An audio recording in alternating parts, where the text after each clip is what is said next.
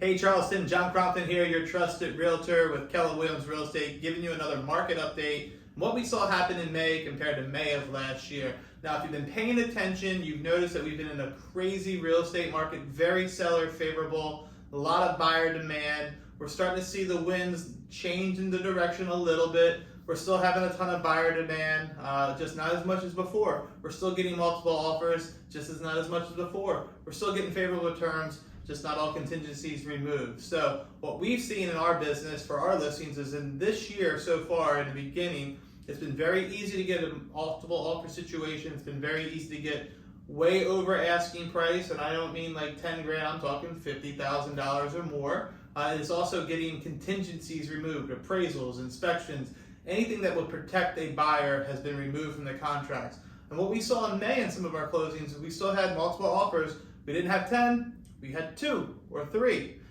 They weren't grossly overpriced, right? They were 5, 10 grand over, not the 50, 60 grand over that we were seeing before.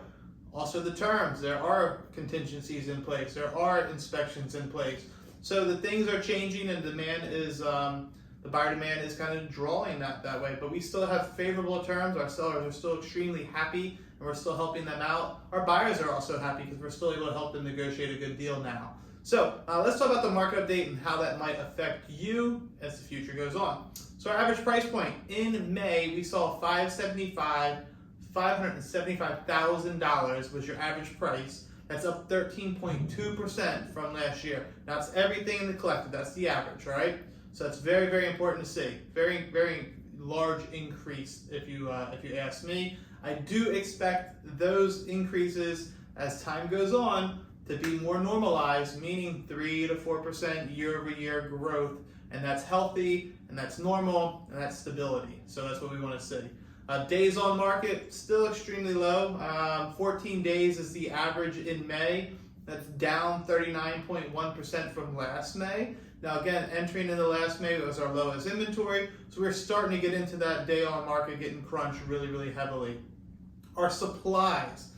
We have still less than 1 month supply at 0.9 months in May. That was flat over last May. So the supply, if you're hearing it's gone up, it's been flat since last May. Now we do expect it to go up in June and July as seasonality takes place and the demand in contracts typically does rescind, go backwards a little bit. And so we'll see how that goes. It'll be very interesting to play out the fall and see how that does.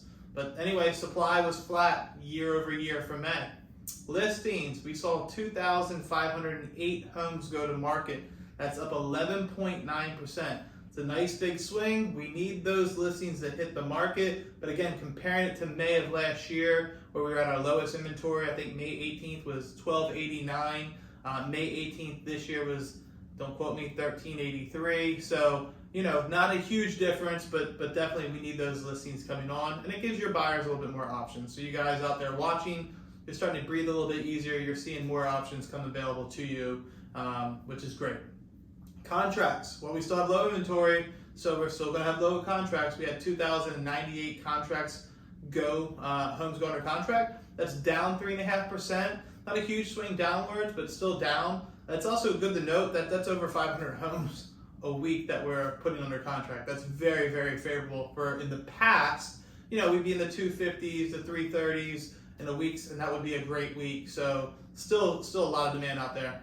Closings, well, contracts were down. Closings typically follow. We had 2,002 closings in May. That's down 8.8%, but going backwards, right, because closings are typically 30 to 45 days out. We're back into April, right, and maybe at the tail end of March, depending on those contracts. So we had the lowest inventory in March, so I would expect closings to be down, and we'll see that trend possibly change as the summer progresses. So what does all this mean? Well, it just means things are changing and normalizing, and that's a good thing. We need a healthy market. We need a healthy, growing in price market, not these crazy 20% swings that we've been seeing. We need more options for people to be able to take their time and make sure that the deal is good and collected for them.